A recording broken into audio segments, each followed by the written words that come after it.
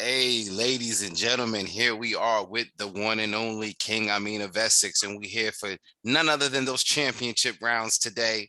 Another very special guest, Jay Hardcore, Mr. Hardcore News. This is a gentleman I stumbled upon his content on Instagram, really brought me into the fold with how to really curate this thing of ours called boxing. And I appreciate having this brother on my platform. So thank you for joining me today, man. Hey, man, come on, it's my pleasure, bruh. Looking forward to that.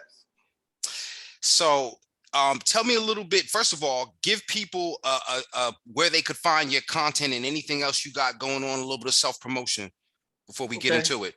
They call me Jay Hardcore. My platform is Hardcore Boxing News 50. That's on Instagram, and also it's on YouTube.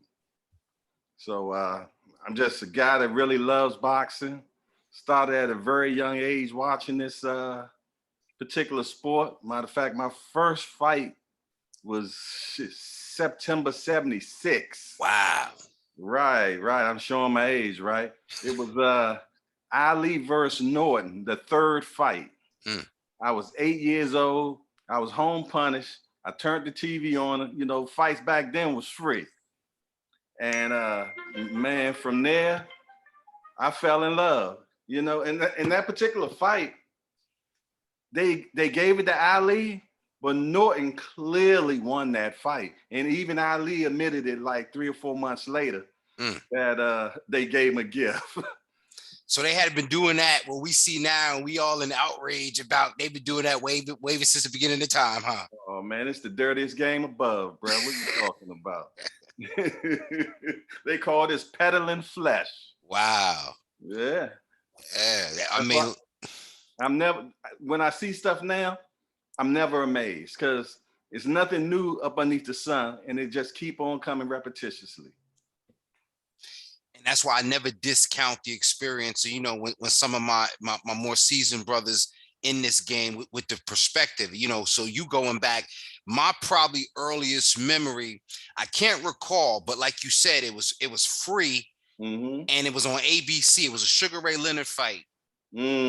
Saturday night on ABC, right? But the one I could remember like to a T, and this is what I hang my hat on, right? Okay. Sugar Ray Leonard versus Donnie for the light heavyweight championship. I remember that one. I can honestly say as a kid, no one had to sit me in front of the television to watch that fight. My father was like, "What do you watch?" I'm like, "Sugar Ray Leonard and Donnie Lalonde." Because Donnie Lalonde had the white boy ponytail looking like Mark Wahlberg. Yes, indeed. Ray came all the way up. Yeah. You know? And they've been doing that. Now, I think, if I'm not mistaken, Ray started at 47. You know what I mean? But he rode it all the way up to lightweight. So, you know what Canelo doing? They was doing that back then. That's different. And look, you know what's funny? Let's divert for a little bit, because we had the Boxing Hall of Fame that passed. And we had Roy Jones inducted, and his position in a lot of interviews he did, he said, "All this the greatest ever," what they talking about Roy Jones and this and that. He said, "Man," he's like, "I'm the one that was doing it against real competition going up." He's like, "Forget about Canelo, forget about Floyd, forget about all these guys." He said, "Yo, if you really want to talk about who's the greatest pound for pound," yo, he even said, "Forget about Sugar Ray Robinson." He said, "I'm that guy. Forget about Sugar Ray Robinson." So I got to ask you, man, what do you think about Roy Jones? Because he does get lost in the annals of boxing when we talk about TBE, the greatest. I think he does get lost. What do you think? Well, I'm going to tell you something. I think Roy got his just enough fame, to be truthfully honest. Because when he was fighting light heavyweight back then, the competition that he was fighting, man, they you know, I'm saying it, they were cab drivers, man. And he did to them what he's supposed to do to them. Sure. Now, Roy Jones' biggest attributes was his, I never say that word, athleticism. You know what I mean? I mean, he was just quick like a fox. I mean, struck like a root. I mean, the dude was just talented. You know what I mean? But as soon as that athleticism left, that's when people started laying him out. You see what I'm saying? So, maybe a little bit of that Mikevic effect. When they take away your athleticism and you have to rely on the skill, and maybe you're not as disciplined in the skill department, or maybe when you come up against guys that's just more skilled in the skill department, he's been getting away with it because he's so fast and everything. So, it's just like how Wilder just relied on his power.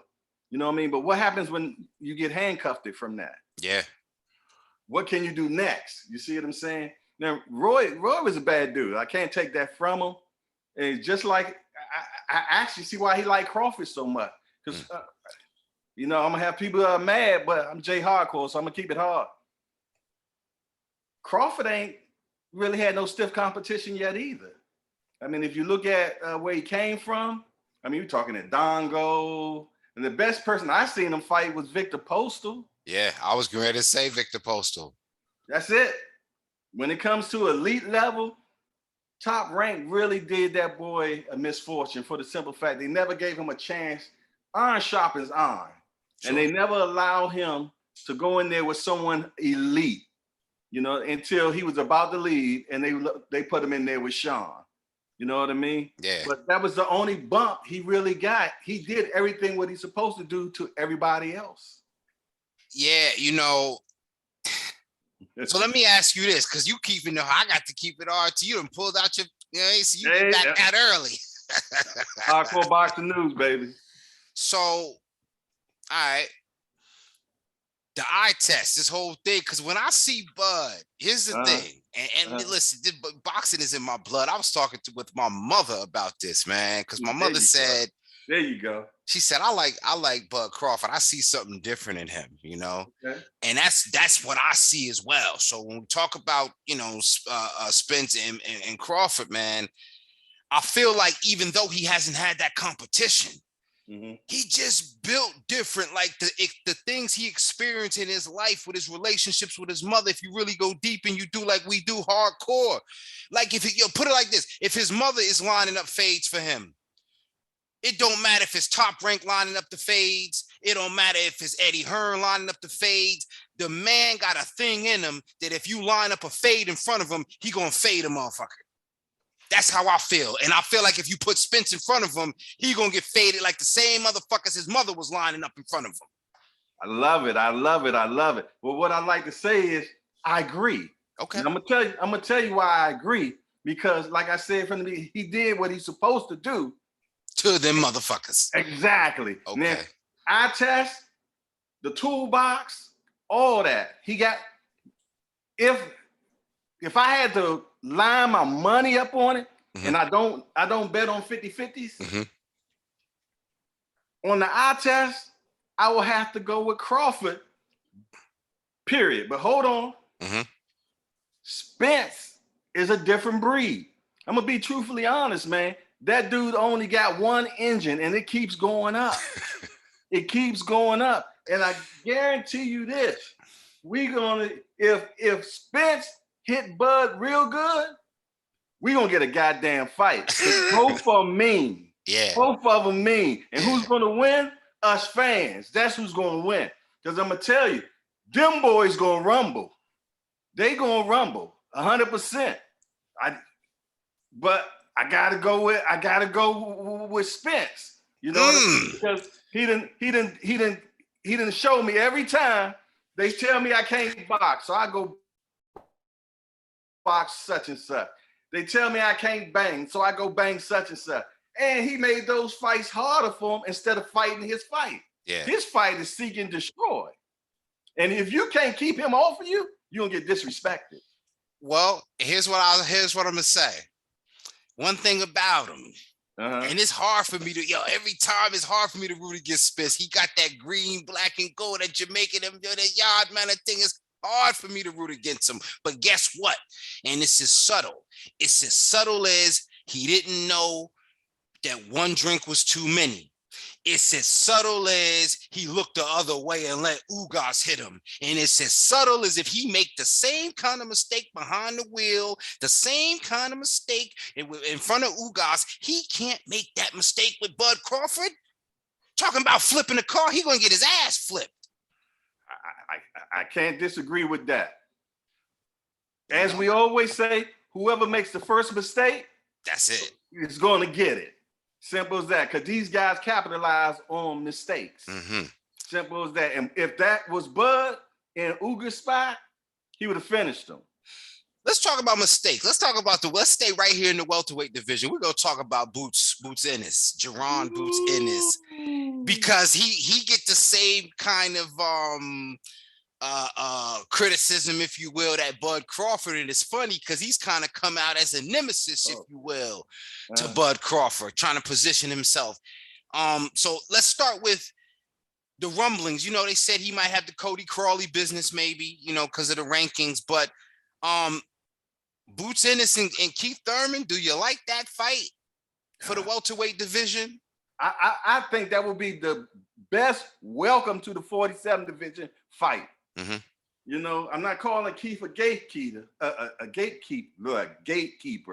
but that would be a hell of a fight. But for what I understand, Keith done turned that down, and he just got suspended for something. Did you see that? No, I missed that. When you get a chance, look it up. He got suspended for something. I don't know what. But he got suspended for something. I don't know for how many months, but I'm thinking at least 3 or 4. And see, let me just, you know, my issue with Keith Thurman has not been that he ain't about it, because Keith Thurman was the original dude. He's kind of like the original Earl Spence, like as far as he came in at 147, he took it by storm, and he established himself with wins over everybody. So and he could talk. Total package. I can't take nothing away from him, but I think after the Pacquiao fight, I don't know if the money was too good because something changed. It's like Eddie Murphy in Beverly Hills Cop. I'm just a movie buff, man. He's like, yo, Phil, man, you changed, man. You coming in with gun, man. You changed. Like, was it the ponytail? What happened? Because he took the Pacquiao fight, and I give him credit for that, because that's Manny Pacquiao. That's, you know, what you think? Right. I mean, what happened to him? It started before then. It started before then, because remember the fight before that, he was fighting with, what's that kid name? Oh, he fought Canelo and everybody. Oh, I can't think of his name. But he caught Keith and had Keith in the corner. I think he caught Keith with a body shot. Josecito, Riverside Rocky. Exactly. I remember. And right after that, Pacquiao picked him. Yeah. So I'm going to tell you what happened with Keith. This is just what I think. I think it was the young lady, man. I think he went over fell in love. He over there in Asia, you know what I mean? Yeah. Doing his thing and everything. And I just don't feel like he had that discipline and dedication at that time. You know sometimes what the women do to you, boy. So listen, man, I used to want to be a rapper, man, till I found them tuna sandwiches. You know what I mean? I ain't never make it. But you know, Thurman, you know, and I could get that, because you reach a point. My only issue is what you mentioned as one of his best attributes. Why he be talking like he still want to do it though? And that's why I call him to the table. So when I mention him in the same conversation as Boots, he's always talking about he don't care, he ain't afraid, and he's ready. And I've never known him. Remember, he had the best wins in the welterweight division for a very long time. So I can only ask questions because it's contradictory to what his actions have been, you know? Well, one thing about boxing is you got to be self-promoted. So no matter what, when you're doing that, you preparing yourself for your next bout. You see what I'm saying? Because a closed mouth don't get fed in this industry. Yeah. You know, I'm gonna be truthfully honest. So, you know, you see, Broner kept getting beat up, but he still had that mouthpiece. I was just thinking about that. And he kept on getting them fights. You see what I'm saying? So it's about the sale. I'm gonna tell you, man. I met Keith when nobody would fight him. I was at the MGM Mayweather weekend. I can't remember which fight it was, but I think it was the I can't think of his name, boy. I tell you, name be slipping me so much, boy. But me and him sat down in front of the slot machine and talked for about 30 minutes, man. And he was like, man, and this is when he was hungry. I'm talking, there ain't nobody around him. you know, a little disheveled, you know what I mean? Ain't really got that money yet. Yeah, but yeah. he just got that little debut on HBO. And we talking, like, he's like, man, I want to fight these cats so bad, but they keep saying the same thing to me. Big risk, no reward. Big risk, no reward. And he wanted it. And he wanted it, man. I'm gonna tell you. And he came out. You remember how he was coming? He was coming through. Yeah. So he's knocking cats out. When he was one time. One thing about the elite level, though, the knockouts get slowed down when you get to that elite level, because everybody's like this much is better than each other. It ain't no I'm this much. They all a fingernail apart. And you ain't knocking these elite guys down like that. They seeing everything. They know what punch coming next. They know all that, you know what I'm saying? So they know how not to get knocked out. Very seldom you see that on the top level, you know, get knocked out. You see what I'm saying? Unless it's the heavyweight division. You can't get away from that. You know, so Keith, man, and the injuries. That dude accident prone, man. Yeah. That's one thing I know. And sometimes these fighters, they go into fights with all sorts of injuries, you know, going in, and they never, because you working to stay ready for a fight, so you never quite get it dealt with. You might get some physical therapy if you can come out of pocket for that. Maybe your wife got insurance, or your old lady got you on. So it's so many nuances that go into that. So, you know, I hope that, as far as Thurman and Boots, if that fight is able to happen, it will be great, because like you said, it's the greatest introduction to that division. If it doesn't happen, though, what do you think about maybe, again, Boots having a similar experience? Maybe we run into him, you know, you in Baltimore, I'm in Jersey, he in Philly. We may run into this cat in Atlantic City or Delaware, Ocean City, find him, you know, somewhere and be in a position where nobody wants to fight him. Or do you see more fighters kind of willing to let their O's go? Or now that these welterweight guys, you know what I'm saying, they have enough losses between them? What do you think is Boots' trajectory right now? Well, I'm gonna tell you what's going to happen with that. All the lower tier guys, they're going to step up because it's going to be their biggest payday. You know, when it comes to the upper echelon of 147. I don't think Boots going to get a chance to see any of those. He's not going to get to see Sean Porter. He's not going to be able to see Bud, and he's not going to be able to see Spence. They're going to be gone. They're going to 54. You see what I'm saying? So he's going to have to wipe out what he got there, but he's big enough to go to 54 too. So they can't run. You know what I mean? And I don't think nobody's scared of anybody. But I'm going to tell you, that's a big kid, man. Yeah. And he hungry, and he can fight. He makes a lot of mistakes, but I mean, that's expected. You know what I'm saying? Sure. He's still young, but even though he make them mistakes, he capitalized off of his mistakes. Yeah. You know, so I mean, the kid is going to be something to be reckoned with for sure. I mean, but he won't get it at 47.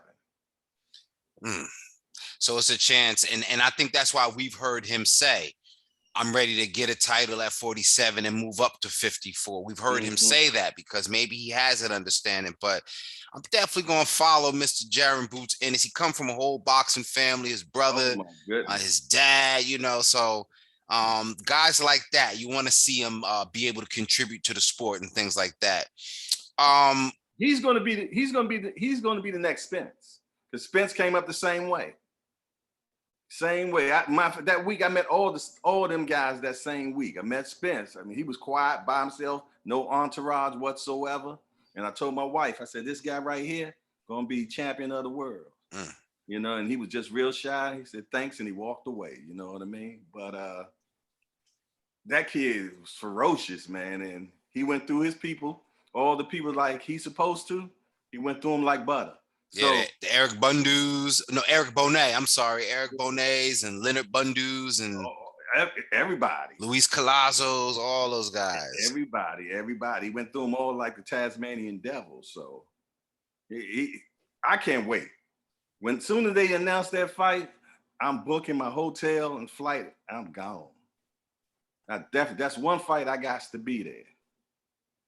Now, let's talk about the heavyweight division a little bit. Woo. Tyson Fury made a, so, you know, I guess I understand his position that he's going to hold on to the WBC belt until they force his hand. He's kind of waiting for the winner of Joshua Usyk, if the winner of that is willing to make it. And in my mind, I'm gonna put this out there because, you know, sometimes, you know, I be having these ideas and y'all can cash at me my commission, you know. He said he want 500 million for his next fight. And when I thought about that amount, you know what I said? The only way he can generate that, or way the sport can generate it, with another crossover fight a la Floyd and McGregor. And I'm thinking Fury versus Francis Ngannou is the only way he can get that $500 million bag. So is this him forcing the hand of boxing to say, pay me or retire, or this is just talking and we'll see him back in the ring, business as usual? What do you think? Well, as soon as he won that fight, his recent fight with Dylan White, he said he was retiring. And first thing that came to my mind, I said, see, he's smart, because they always pay you to come back. You know what I mean? So, you know, I knew what he was doing when he first said that, you know what I mean? So I was surprised that he already talking to Cash about Fury ain't going nowhere. But when you talk about 500 million, he's just trying to let them know, y'all gonna have to pay me to do this fight. But to be truthfully honest, it had to be against Joshua, for one. And that won't get you to 500 million. I'm crossing that out. I'm talking $100 million fight. Yeah, I was gonna say 100. Yeah, that Joshua fight. He'll get that with Joshua. He won't get that with Uskis. No. So, because Joshua, no matter what, still got a good following behind him. You know what I mean? And then they got UK. UK, come on, they love their fighter. So to get Joshua and Fury together for all the belts, and United States ain't got nothing to do with it, so they'll pay to play for that one. Absolutely. They will pay to play. So, and Fury, he knows that. He's a businessman. He's smart. You know what I mean? He's a gypsy. So right now he's gonna play. He know he got them right between a rock and a hard place. So they gonna pay him, but that type of money, like you said, you gotta have somebody across from you that's just huge. Yeah. You know what I mean? And that's the only way Floyd and them was able to do it. You know. So and he don't have a play partner like that. I don't even think the guy in MMA. Ngannou, you don't think he brings that type of draw? I think it's what brings the draw is MMA against boxing. Okay, yeah, that makes sense. See what I'm saying? It's always been a rivalry.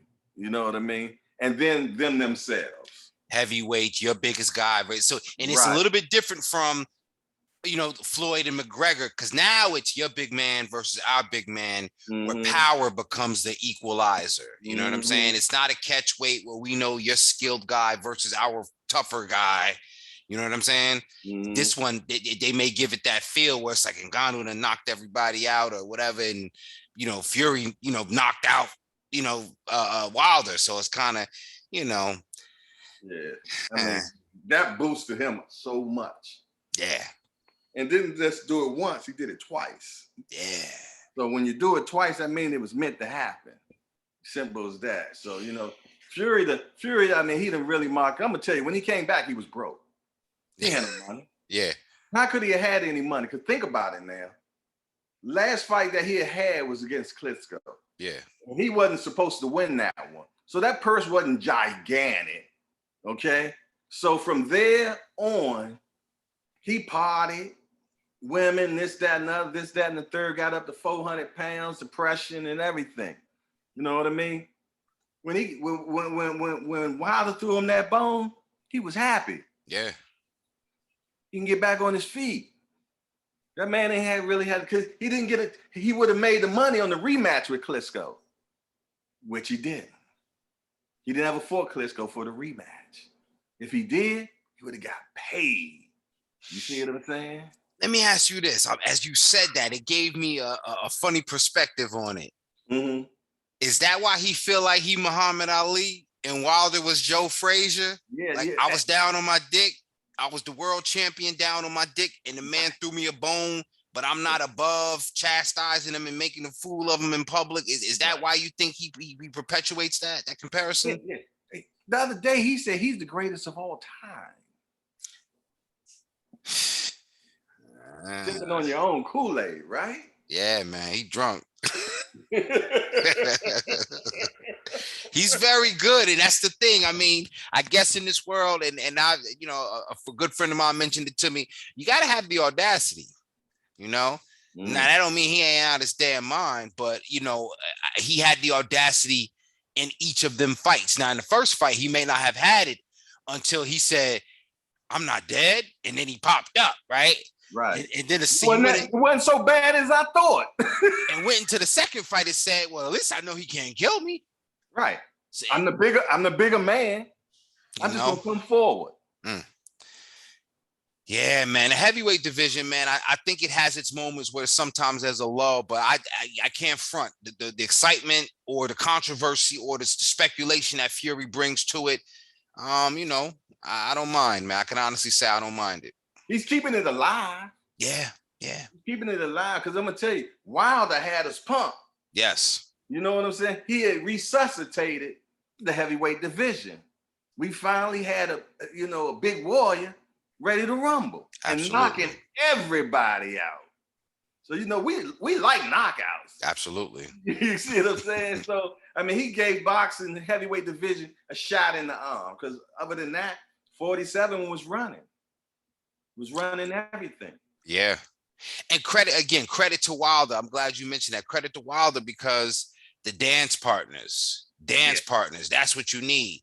Speaking of dance partners, let's talk about these guys. I want to try to see if we can cover this real quick. They've been in the news. We're talking Haney, Devin Haney, that is, Gervonta Tank Davis, Shakur Stevenson.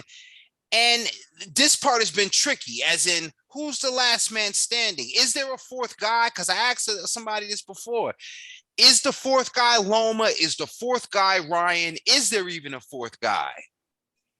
Well, you got Haney, you got Loma, you got Tank, and you got Garcia. Those the four.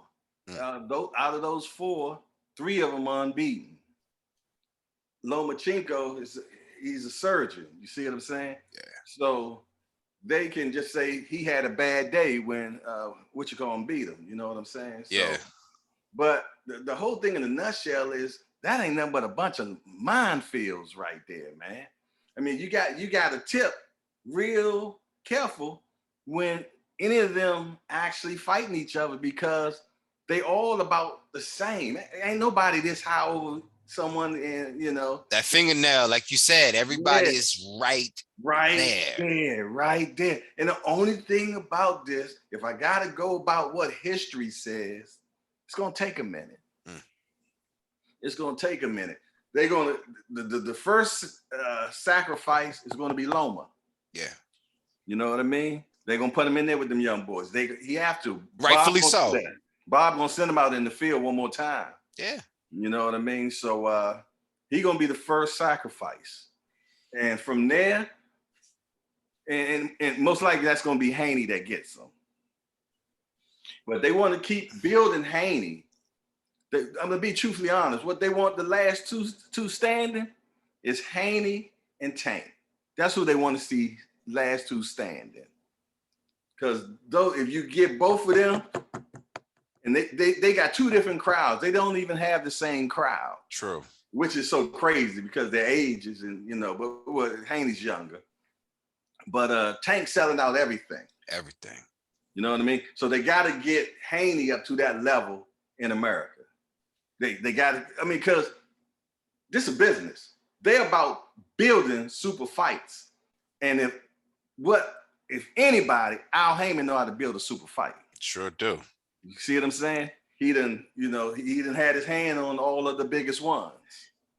And one thing I can say about Haney, I can count it as very good, very shrewd business, because, I think the comparison is like with the music industry. When you an established artist signing in 360 ain't giving up nothing. It's more of a partnership situation. But if you're nothing and you sign over 360, then you owned.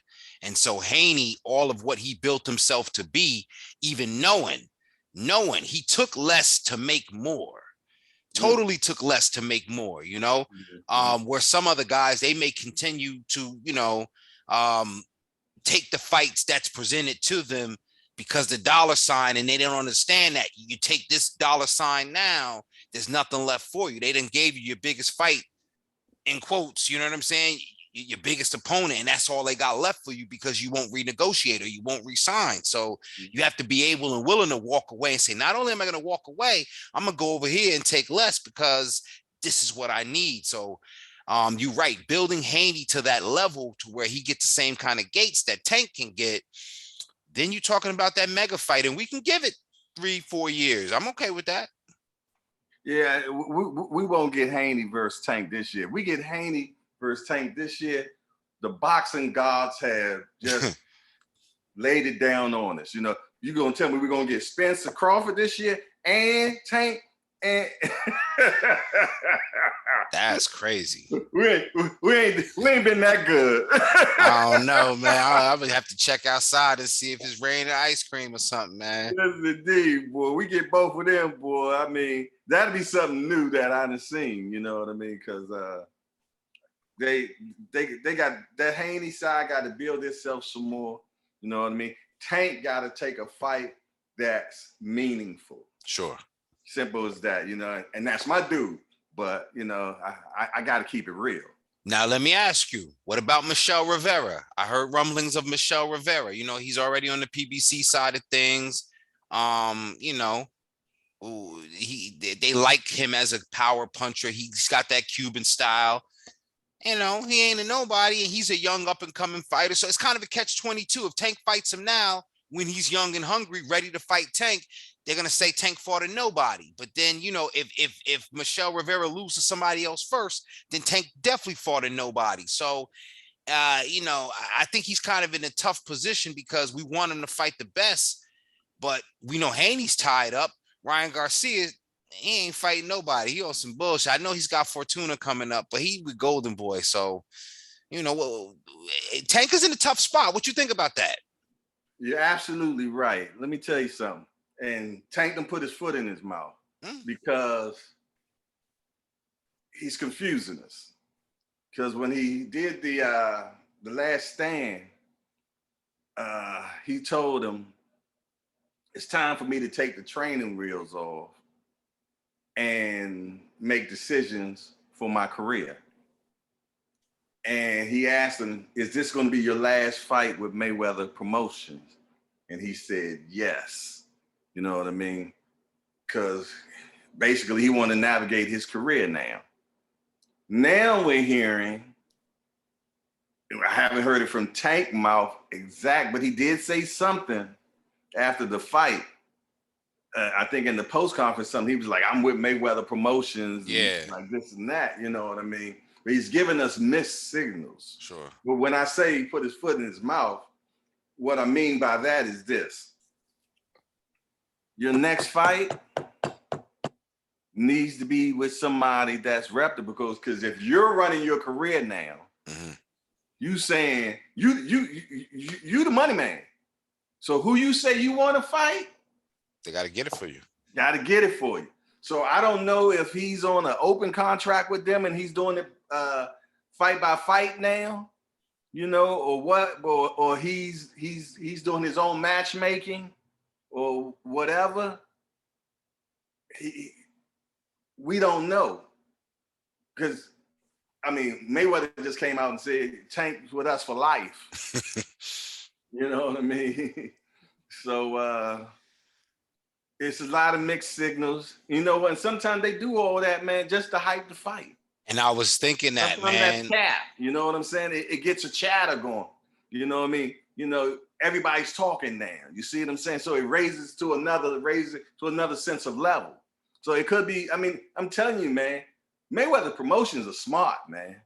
They smart as hell. Mayweather does everything he does is calculated. When he says something about what's going on, he waits to when there's a big fight happening and he speak about it on that week and take their shine. He could take the whole damn fight week. Exactly. So I wouldn't be surprised if all this was cap. I don't know, because it keep going back and forth. You know what I'm saying? Keep us talking. There you go. Exactly. And maybe that was the whole object. That's crazy. What I'm saying? You know, but that's another level of intelligence, you know, when you're thinking like that. Because even Floyd and 50 used to do it to each other. They'd talk shit to each other, this, that, and the other, and make it seem like they don't like each other. And they be cool on the background. Yeah. But they so smart now, and they done learned the business that they can allow to get chatter going. But, you know, that's just my conspiracy theory. You know what I mean? Listen, man, the truth is stranger than fiction, as they say, man.